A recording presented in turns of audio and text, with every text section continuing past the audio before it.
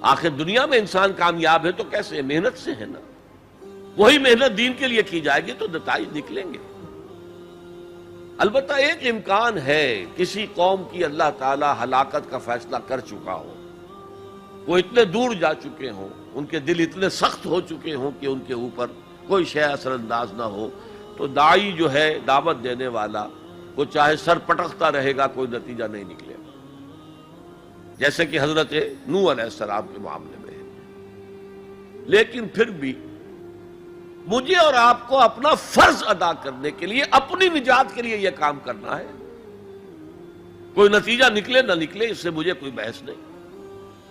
نتیجہ تو اللہ کے ہاتھ میں، میرے ہاتھ میں نہیں ہے.